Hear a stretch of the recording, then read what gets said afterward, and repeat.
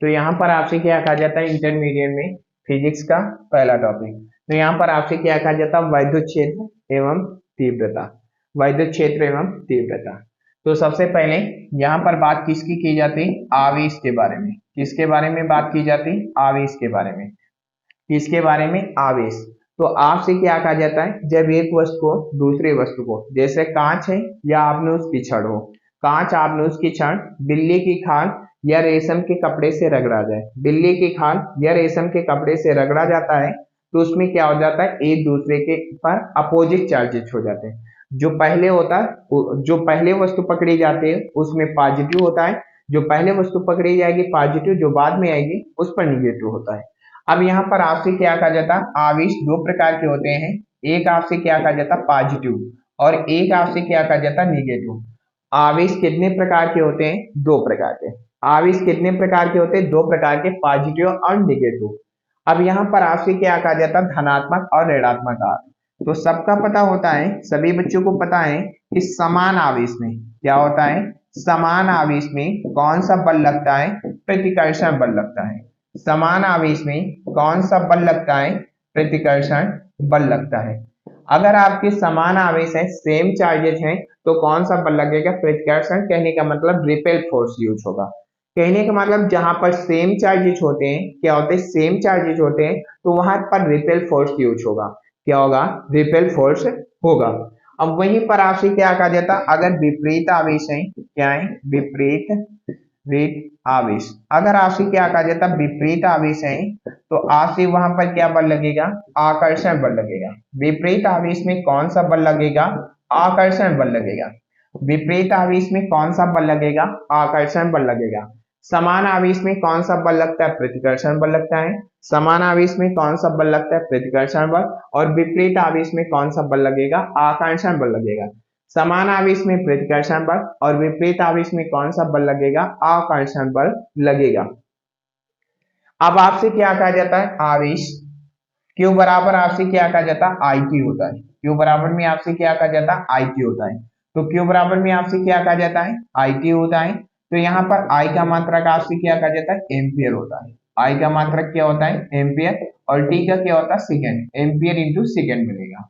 Ampere into second, जिसका दूसरा नाम क्या होता है? कूलाम होता है। जिसका दूसरा नाम क्या होता है? कूलाम होता है। क्या होता है दूसरा नाम? कूलाम होता है। क्या होता है? कूलाम। अब यहाँ पर आपसे क्या कहा जाता है बीमा निकाल लीजिए। विद्युत धारा की बीमा ए आ जाएगी, सेकंड की 3 तो 80 बन जाए। अब यहाँ पर जैसे आपका फॉर्म लिखा Q बराबर में आपका आई टी, तो यहाँ पर आपसे क्या कहा जाता है Q का आया है आवेश है। Q आपसे क्या कहा जाता है आवेश है। आवेश का मात्रक क्या होता है? कूलाम। Q क्या होता है? आवेश। आवेश का मात्रक क्या होता है? कूलाम। I यहाँ पर क्या है? विद्युत धारा है। I यहाँ पर आपसे क्या कहा जाता है? विद्युत धारा है। आई आपसे क्या कहा जाता है? विद्युत धारा है। और विद्युत धारा का मात्रक आपका क्या होता है? एम्पियर होता है। आई आपसे क्या कहा जाता है? विद्युत धारा है और विद्युत धारा का मात्रक क्या है? एम्पियर है। आई विद्युत धारा का मात्रक एम्पियर। टी आपसे क्या कहा जाता है? समय है। टी यहाँ पर आपसे क्या कहा जाता है? समय है। और समय का मात्रक आपसे क्या कहा जाता है? सेकंड है। समय का मात्रक क्या होता है? सेकंड होता है। इस प्रकार से अगर आप फॉर्म सीखते हैं तो फिजिक्स में आप 90% के ऊपर नंबर लाते हैं। इस प्रकार सीखोगे तो बहुत आगे बढ़ोगे, आपको कंपटीशन में भी बहुत ज्यादा फायदा होगा। और आपसे क्या कहा जाता है चाहे जो एग्जाम चाहे इंडिया के हो या आप मान लीजिए एयरफोर्स का हो, आपको बहुत ही फायदा मिलेगा। अब यहाँ पर आपसे क्या कहा जाता है समान आवेश में प्रतिकर्षण बल, विपरीत आवेश में आकर्षण बल। सभी को पता होता है सन 1897 ईस्वी में जे थॉमसन ने इलेक्ट्रॉन की खोज करी है। सन 1897 ईस्वी में जे थॉमसन इलेक्ट्रॉन की खोज करें। कब करें है? 1897 ईस्वी में जे थॉमसन ने इलेक्ट्रॉन की खोज करके साइंस में एक नई शाखा का उदय करते हैं जिसका नाम होता है इलेक्ट्रॉनिक्स। सन 1897 ईस्वी में सन 1897 ईस्वी में मतलब सन 1897 ईस्वी में जे थॉमसन, सन 1897 ईस्वी में जे थॉमसन इलेक्ट्रॉन की खोज करके साइंस में एक नई शाखा का उदय करते हैं जिसका नाम होता है इलेक्ट्रॉनिक्स। आप हर दुकानों में देखते हैं लिखा होता है इलेक्ट्रॉनिक्स फलाना धमाका। इस प्रकार से सन 1897 ईस्वी में जे थॉमसन इलेक्ट्रॉन की खोज करके साइंस में एक नई शाखा का उदय करते हैं जिसका नाम इलेक्ट्रॉनिक्स होता है। 1919 में रदरफोर्ड प्रोटॉन की खोज करते हैं, 1919 में रदरफोर्ड प्रोटॉन की खोज करते हैं, और 1932 ईस्वी में जेम्स चैडविक न्यूट्रॉन की खोज करते हैं। 1919 में रदरफोर्ड प्रोटॉन की खोज करते हैं, 1932 ईस्वी में जेम्स चैडविक किसकी खोज करते हैं? न्यूट्रॉन की। न्यूट्रॉन की खोज के लिए उन्हें 1936 ईस्वी में नोबेल पुरस्कार दिया जाता था। 1932 ईस्वी में क्या हुआ था? 1932 ईस्वी में उन्होंने न्यूट्रॉन की खोज की थी। 1936 ईस्वी में उन्हें क्या हुआ था? नोबेल पुरस्कार दिया गया। सभी को पता होता है कि पूरे विश्व का सबसे बड़ा पुरस्कार नोबेल पुरस्कार होता है। कौन होता है? नोबेल पुरस्कार। बात आती है प्रथम भारतीय वैज्ञानिक का नाम बताइए, किसे नोबेल पुरस्कार दिया गया था? तो सीवी रमन को। प्रथम भारतीय वैज्ञानिक का नाम आ जाए, नोबेल पुरस्कार किसे दिया गया था? सीवी रमन, चंद्रशेखर वेंकट रमन। 1930 ईस्वी में दिया गया था। किस क्षेत्र का? फिजिक्स के क्षेत्र का। किस क्षेत्र का? फिजिक्स। नोबेल पुरस्कार 6 विषय में दिया जाता है और प्रत्येक वर्ष कब बांटे जाते हैं? 10 दिसंबर। और जिन लोगों को नोबेल पुरस्कार देना होता है उन लोगों की फाइनल लिस्ट कब तैयार कर ली जाती है? अक्टूबर में तैयार कर ली जाती है। अब यहाँ पर बात आती है नोबेल पुरस्कार किस तारीख को बांटे जाते हैं? 10। हम आपको एक अलग पूरे टॉपिक में 1 से 1.5 घंटे के बीच पर सिर्फ नोबेल प्राइज के बारे में ही बताएं, आप उस पर देख सकते हैं। तो यहाँ पर आपसे क्या कहा जाता है? पूरे विश्व का सबसे बड़ा पुरस्कार नोबेल पुरस्कार होता है। कौन होता है? नोबेल पुरस्कार होता है। प्रथम भारतीय वैज्ञानिक का नाम बताइए जिसे नोबेल पुरस्कार दिया गया था। तो कौन थे? सीवी रमन, 1930 ईस्वी में। कौन? सीवी रमन, 1930 ईस्वी में। 28 फरवरी को भारत में विज्ञान दिवस मनाया जाता है। 28 फरवरी को भारत में क्या मनाया जाता है? विज्ञान दिवस मनाया जाता है। प्रथम भारतीय व्यक्ति के बारे में कहा जाए, अगर कहा जाए प्रथम भारतीय व्यक्ति के बारे में बात की जाए तो किसे नोबेल पुरस्कार दिया गया था? तो आपको पता होना चाहिए रविन्द्रनाथ टैगोर। रविंद्रनाथ टैगोर जिन्होंने राष्ट्रगान लिखा था, रविन्द्रनाथ टैगोर को 1913 ईस्वी में। हम हिस्ट्री के दौरान पर बहुत अच्छे से बताए हैं, आप उसमें देख सकते हैं। तो आपसे क्या कहा जाता है कि रविन्द्रनाथ टैगोर को अब आते हैं प्रथम आगे की बात कि प्रथम मतलब कि डॉक्टर के मतलब मेडिकल डिपार्टमेंट में सबसे पहले किसे नोबेल पुरस्कार दिया गया है? तो doctor Hargobind Khorana. Medical department में सबसे पहले नोबेल पुरस्कार किसे दिया गया? प्रथम भारतीय व्यक्ति का। तो वो कौन थे? वहां पर डॉक्टर हरगोविंद खुराना को। किसके लिए? जेनेटिक कोड की खोज करने के लिए। तो यहाँ पर आपसे क्या कहा जाता है? सन 1897 ईस्वी में जे थॉमसन ने इलेक्ट्रॉन की खोज करी। सन 1897 ईस्वी में जे थॉमसन इलेक्ट्रॉन की खोज करके साइंस में एक नई शाखा का उदय करते हैं जिसका नाम इलेक्ट्रॉनिक्स होता है। 1919 में रदरफोर्ड प्रोटॉन की खोज करते हैं। 1932 ईस्वी में जेम्स चैडविक न्यूट्रॉन की खोज करते हैं। अब यहाँ पर आपसे क्या कहा जाता है? चार्जेस लिखे जाते हैं। आपका 1.6 इंटू 10 की पावर माइनस 19 है। फिर आप कूलम, फिर माइनस 1.6 इंटू 10 की पावर माइनस 19 है।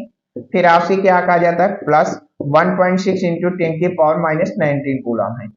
यदि कोई चिन्ह नहीं लगा है तो वो किसे डिनोट करता है? मूल आवेश को। यदि कोई चिन्ह नहीं लगा है वो किसे डिनोट करता है? मूल आवेश को। किसे डिनोट करता है? मूल आवेश को।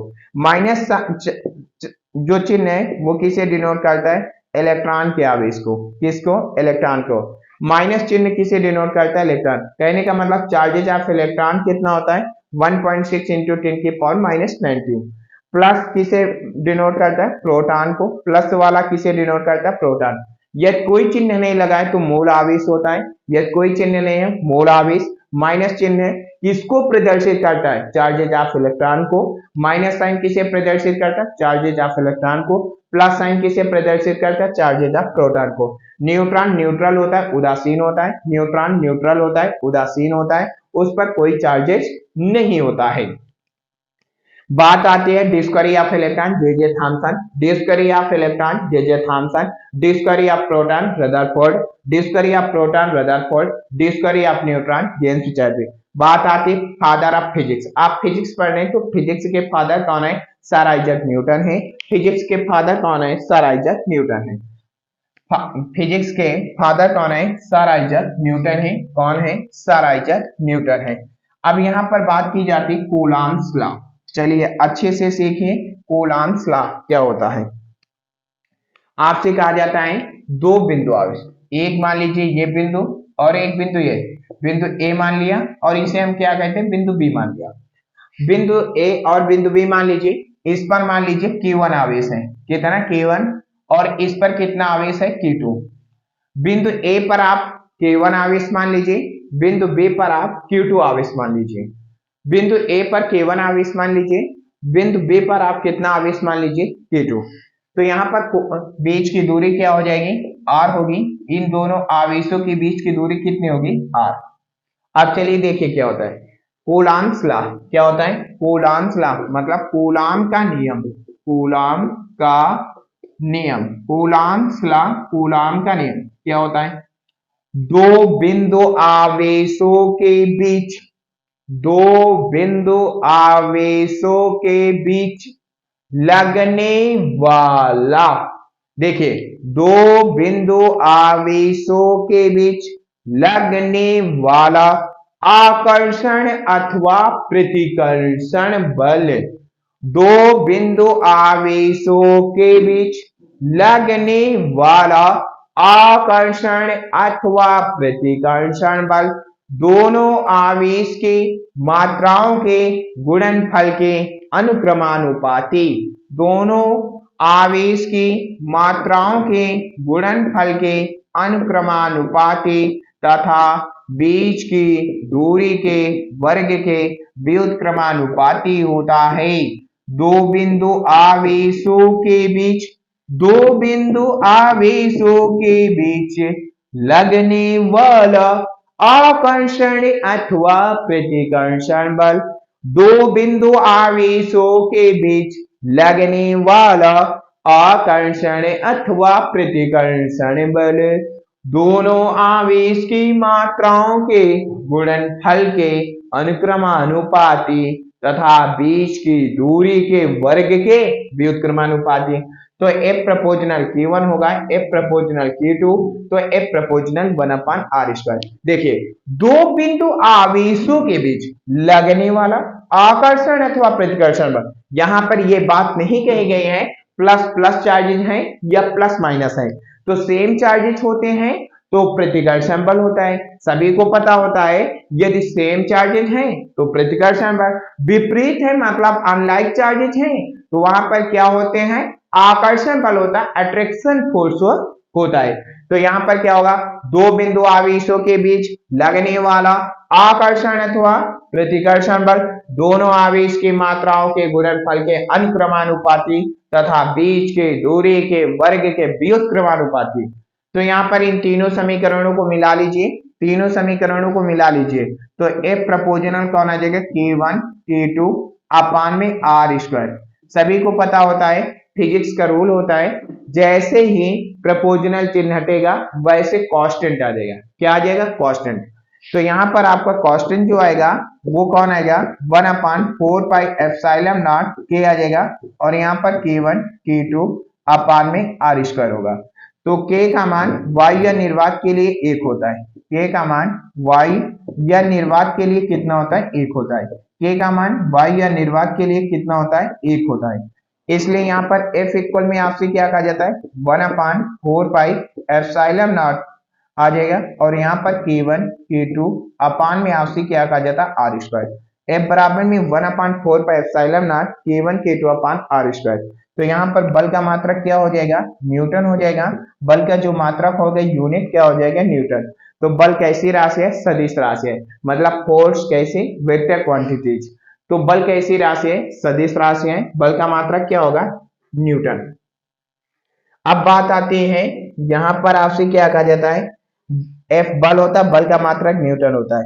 Q1 Q2 आवेश, आवेश का मात्रक कूलम, R आवेशों के बीच की दूरी है, R आवेशों के बीच की दूरी, इसलिए इसका मात्रक क्या होता है, मीटर होता है। ε0 निर्वात की वैद्युतशीलता होती है, ε0 निर्वात की। अब चलिए यहाँ पर आपको देखना है ε0 के मात्रक और विमा हर सेट में, मतलब 8 सेट बनाए जाते हैं जिसमें 7 सेट बांट दिए जाते हैं, 1 सेट इमरजेंसी में रखा जाता है। तो इसलिए बोर्ड पे एग्जाम में हर जगह आते हैं, और आप जिस यहां से पढ़ते हैं तो आप 90 के ऊपर आएंगे, मतलब 90% के ऊपर नंबर आएंगे। तो यहाँ पर आपसे क्या कहा जाता है, चलो देखिए ε0 के मात्रक और बीमा कैसे निकालें। बहुत ही इंपॉर्टेंट, हर एक लगभग सेट में क्वेश्चन आते रहते हैं के एप्सिलॉन नॉट के मात्रक बीमा में। तो चलिए अच्छा देखिए, तो यहाँ पर अभी आपने सीखा F इक्वल में 1/4 बाय एप्सिलॉन नॉट और यहाँ पर K1 K2 अपान में आपका R स्क्वायर होता है। सभी को पता होता है मात्रक और बीमा निकालते समय क्या होता है, कांस्टेंट का कोई रोल नहीं होता है। मात्रक और बीमा निकालते समय कांस्टेंट का कोई रोल नहीं होता है। मात्रक और बीमा निकालते समय कांस्टेंट का कोई रोल नहीं होता है। तो इसका एप्सिलॉन नॉट को निकालना ही धर ले और यहाँ पर ये 1/4 पाई खत्म हो जाएगा, ये F बल्ब मल्टीप्लाई में इधर आएगा, डिवाइड में आ जाएगा। फिर यहाँ पर आपसे क्या कहा जाता है K1 K2 अपान में आपका R स्क्वायर। तो यहाँ पर आवेश का मात्रक क्या होता है, कूलम। आवेश का मात्रक क्या होगा, कूलम होगा। फिर इंटू में आपका कूलम होगा, मतलब कूलम इंटू आपसे क्या कहा जाता है, कूलम होगा। क्या होगा, कूलम इंटू कूलम। और बल का मात्रक आपसे क्या कहा जाता है, न्यूटन होता है। बल का मात्रक न्यूटन।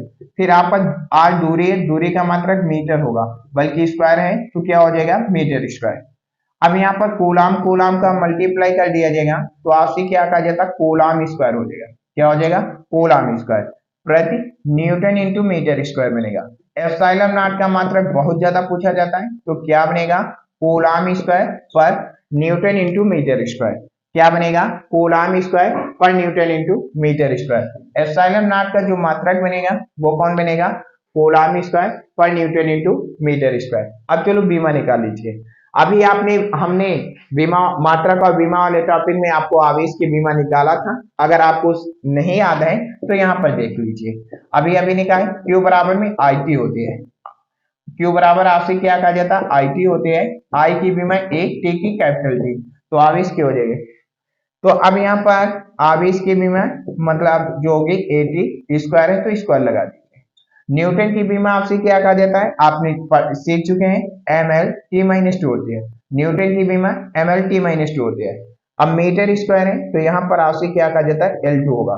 तो यहाँ पर पावर के ऊपर पावर का मल्टीप्लाई हो जाता है, पावर के ऊपर पावर का मल्टीप्लाई हो जाता है, इसलिए यहाँ पर क्या बनेगा, A2, फिर आपसे क्या कहा जाता है, T2 होगा अपान में। यहाँ पर आपसे क्या कहा जाता है, M। गुणन खाते जुड़ जाते हैं। यहाँ पर L की घात कुछ हो नहीं तो 1 मान और यहाँ पर 2, 2 में 1 जोड़िए 3 हो जाएगा, मतलब यहाँ पर L3 हो जाएगा। और यहाँ पर आपसे क्या कहा जाता है, T-2 होगा। कौन होगा, T-2। सबका पता होते हैं अंश की पावर हर की पावर अंश में जाती, पावर के साइन चेंज हो जाते हैं। अंश की पावर हर की पावर अंश में जाती, जैसे यहाँ पर लिखा है x की पावर 4 अपान में x की पावर 2 लिखा है। यहाँ पर 2 है, यहाँ पर 4, तो ऊपर जाएगा, घाते बदल देते हैं तो प्लस है, ऊपर जाएगी माइनस हो जाएगी, 4 में 2 चलेंगे एक्स स्क्वायर। जैसे यहाँ पर लिखा होता है x की पावर 3 अपान में x की पावर -5। अब ये माइनस है, ऊपर पावर जाएगी तो प्लस हो जाएगी, तो 3 + 5 आ जाएगा, तो मतलब x की पावर 8 आ जाएगा। कहने का मतलब अंश से हर में पावर जाए या हर की पावर अंश में जाए, अंश की पावर हर में जाए या हर की पावर अंश में जाए तो पावर के साइन चेंज हो जाते हैं। प्लस का माइनस हो जाता है तो माइनस वाला प्लस हो जाता है, प्लस का माइनस हो जाता है, माइनस वाला प्लस। अब यहाँ पर देखें m में प्लस है, ऊपर जाएगी तो माइनस हो जाएगी। अब यहाँ पर L, यहाँ पर प्लस है, ऊपर जाएगी क्या हो जाएगी, माइनस हो जाएगी। ये T माइनस है, ऊपर जाएगा प्लस, 2 2 जोड़ करके आपका कितना आ जाएगा, 4 आ जाएगा। फिर यहाँ पर आपका A2 तो A2, तो आपकी बीमा आ चुके हैं। कहने का मतलब एप्सिलॉन नॉट के मात्रक और बीमा हो चुके। कूलॉम का नियम हो चुका। कूलॉम्स लॉ क्या होता है, दो बिंदु आवेशों के बीच लगने वाला आकर्षण अथवा प्रतिकर्षण बल। दो बिंदु आवेशों के बीच लगने वाला आकर्षण अथवा प्रतिकर्षण बल दोनों आवेश की मात्राओं के गुणनफल के अनुक्रमानुपाती तथा बीच की दूरी के वर्ग के व्युत्क्रमानुपाती होता है।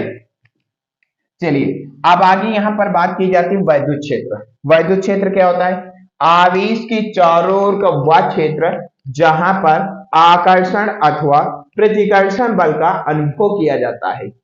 आवेश के चारों ओर का वह क्षेत्र जहां पर आकर्षण अथवा प्रतिकर्षण बल का प्रयोग किया जाता, अनुभव किया जाता है, वैद्युत क्षेत्र कहलाता है। मतलब आवेश के चारों ओर का वह क्षेत्र जहां पर आकर्षण अथवा प्रतिकर्षण बल का अनुभव किया जाता हो। वैद्युत क्षेत्र, आवेश के चारों ओर का वह क्षेत्र जहां पर आकर्षण अथवा प्रतिकर्षण बल का अनुभव किया जाता है उसे वैद्युत क्षेत्र।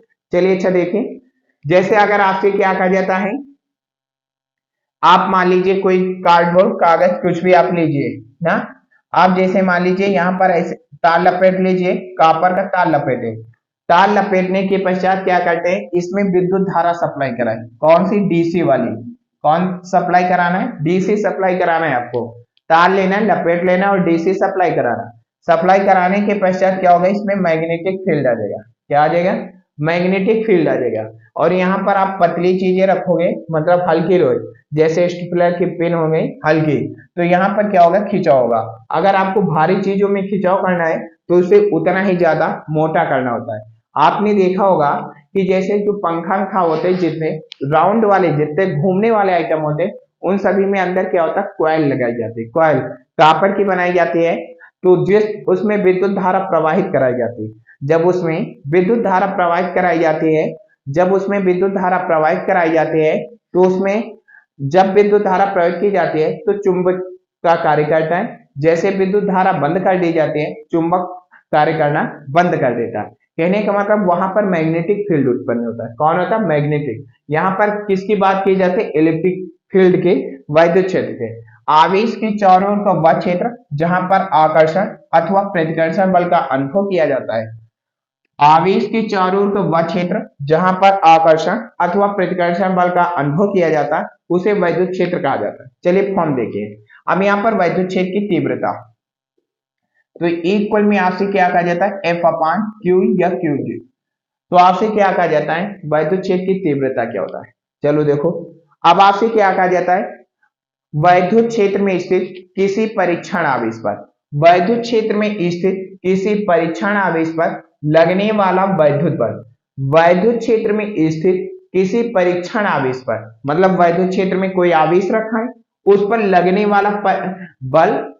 देखिए, वैद्युत क्षेत्र में स्थित किसी परीक्षण आवेश पर, वैद्युत क्षेत्र में स्थित किसी परीक्षण आवेश पर लगने वाला वैद्युत बल क्या होगा, लगने वाला वैद्युत बल तथा परीक्षण आवेश के मान के, मतलब जो देखिए, एक आपसे क्या कहा जाता है, किसी भी वैद्युत क्षेत्र में कोई परीक्षण आवेश रखा है, क्या रखा है, वैद्युत क्षेत्र में कोई परीक्षण आवेश रखा और उसके कारण जो बल लग रहा है, वैद्युत क्षेत्र में कोई परीक्षण आवेश रखा है, उसके कारण जो बल लग रहा है, तो बल और उस परीक्षण आवेश के मान के अनुपात को, मतलब जो आपका बल है और परीक्षण आवेश का मान है, उन दोनों का अनुपात निकाल लीजिए, वो क्या होता है, वैद्युत क्षेत्र की तीव्रता होता है। तो फिर से देखिए, वैद्युत क्षेत्र में स्थित किसी परीक्षण आवेश पर, वैद्युत क्षेत्र में स्थित किसी परीक्षण आवेश पर लगने वाला बल, लगने वाला बल तथा वैद्युत क्षेत्र में जो, फिर से देखें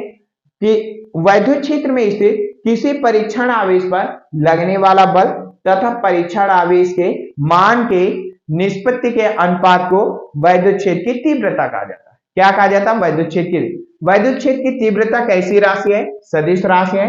वैद्युत क्षेत्र की तीव्रता कैसी राशि, सदिश।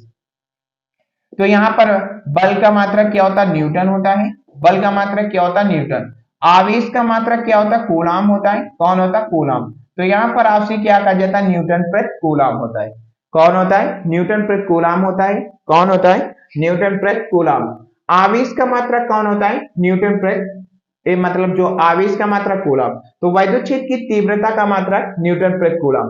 बीमा निकाल लीजिए। तो न्यूटन की बीमा आपने क्या सीखा है, ml/t-2 होती है। न्यूटन की बीमा ml/t-2। कूलाम की बीमा अभी अभी आपने सीखी 80 है, इसे कैलकुलेट कर लीजिए ml।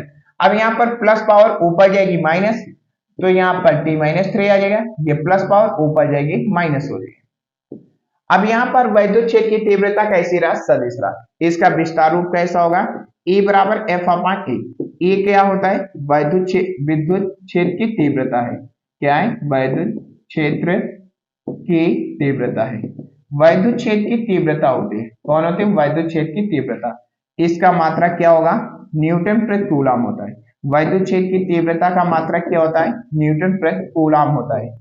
और कैसी राशि है, सदिश राशि है। अगर पूछा जाए ये कैसी राशि है, तो आप क्या बताओगे, सदिश राशि है। कैसी राशि है, सदिश राशि है।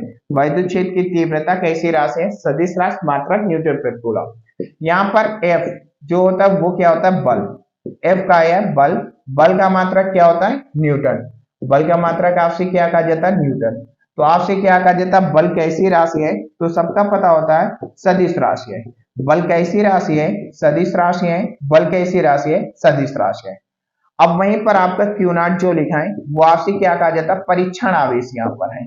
कौन है, परीक्षण आवेश, टेस्ट चार्जिंग, परीक्षण आवेश है। तो आवेश का मात्रक आपने क्या सीखा, कूलाम होता है। आवेश का मात्रक आपने क्या सीखा, कूलाम होता है। आवेश का मात्रक कूलाम। और जो आवेश है वो कैसी राशि है, अदिश राशि है। आवेश कैसी राशि है, अदिश राशि है। आवेश किस प्रकार की राशि, अदिश राशि। वैद्युत क्षेत्र की तीव्रता सभी, वैद्युत क्षेत्र तीव्रता इक्वल में एफ अपान क्यू होता है, इक्वल में एफ अपान क्यू। न्यूमेरिकल के दौरान में इक्वल में आपसे क्या कहा जाता है, एफ अपान क्यू है। तो इसलिए एफ बराबर में आपसे क्या कहा जाता है, इंटू क्यू हो जाएगा, मतलब बटे एक मानो, इस प्रकार से क्रॉस मल्टीप्लाई मान लीजिए।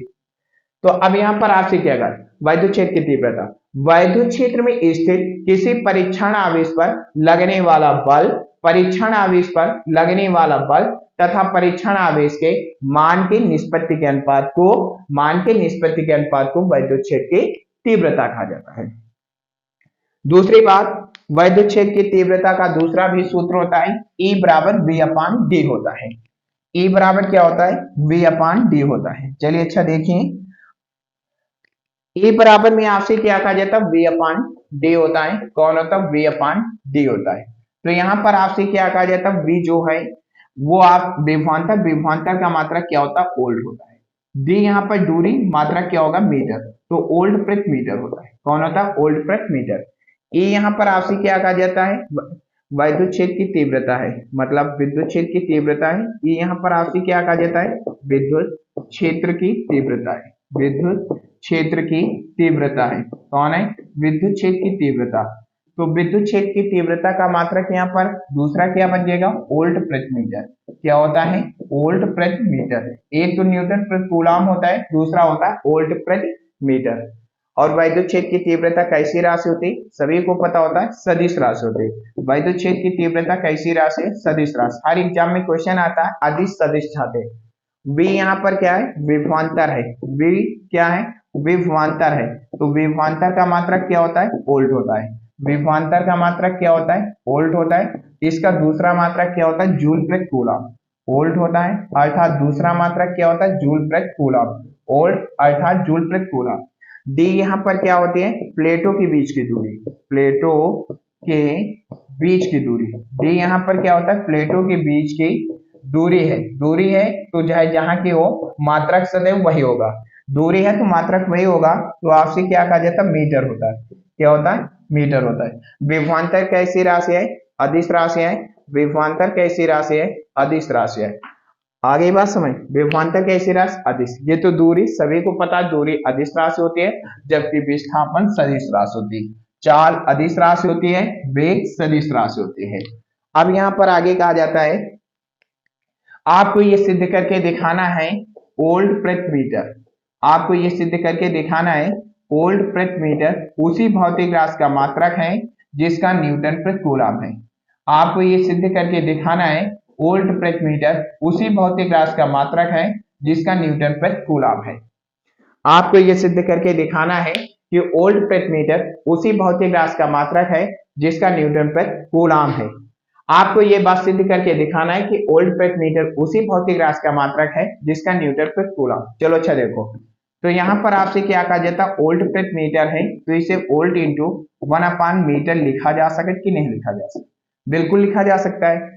अच्छा, आपने फॉर्म क्या सीखा था, V बराबर में आपने क्या सीखा था, W अपान Q होता है। तो W का मात्रक क्या होता है, जूल होता है। W कार्य, कार्य का मात्रक क्या होता है, जूल। अब आप कहोगे सर हमें पता आवेश का मात्रक क्या होता है, कूलम होता है, मतलब जूल प्रति कूलम। जूल प्रति कूलम, इसे वोल्ट कहा जाता है। तो जहां पर वोल्ट है तो हम क्या जूल प्रति कूलम नहीं लिख सकते हैं, बिल्कुल नोट किया जा सकता है। जहां पर वोल्ट है वहां पर जूल प्रति कूलम बिल्कुल नोट किया जा सकता है। तो यहाँ पर क्या नोट किया जाएगा, जूल प्रति कूलम। क्या आ जाएगा, जूल प्रति कूलम आ जाएगा। और यहाँ पर इंटू में 1 अपान मीटर है तो मीटर रहने दीजिए। अब आपने कार्य में पढ़ते हैं W बराबर में F इंटू डी। कहने का मतलब बल इंटू बल की दिशा में विस्थापित दूरी। कार्य में आप पढ़ते हैं बल इंटू बल की दिशा विस्थापित दूरी। तो बल का मात्रक क्या होता है? न्यूटन होता है। बल का मात्रक क्या होता है? न्यूटन। दूरी का मात्रक आपसे क्या कहा जाता है? मीटर होता है। तो न्यूटन इंटू मीटर, तो न्यूटन इंटू मीटर से क्या आता है? जूल आता है। न्यूटन इंटू मीटर से क्या आता है? जूल। तो जहां पर आपका जूल लिखा है वहां पर न्यूटन इंटू मीटर नोट किया जा सकता है। आपका कहना है बिल्कुल नोट किया जा सकता है। जहां पर आपका जूल है वहां पर न्यूटन इंटू मीटर। तो इस जूल की जगह पर आपको क्या लिखना है? Newton into metre. क्या नोट करना है? Newton into metre. जूल के स्थान पर क्या नोट करना है? Newton into metre. अपान में यहाँ पर आपसे क्या कहा जाता है? कूलाम है। फिर इंटू में आपसे क्या कहा जाता है? 1 में मीटर है। तो आपसे क्या कहा जाता है? ये मीटर से ये मीटर खत्म हो जाएगा। तो यहाँ पर आपका क्या बचा? न्यूटन प्रति कूलम। क्या आ गया? न्यूटन प्रति कूलम। आपका सिद्ध हो गया कि ओल्ड प्रति मीटर उसी भौतिक राशि का मात्रक है। ओल्ड प्रति मीटर उसी भौतिक राशि का मात्रक है जिसका न्यूटन प्रति कूलम है। ओल्ड प्रति मीटर उसी भौतिक राशि का मात्रक है जिसका न्यूटन प्रति कूलम है।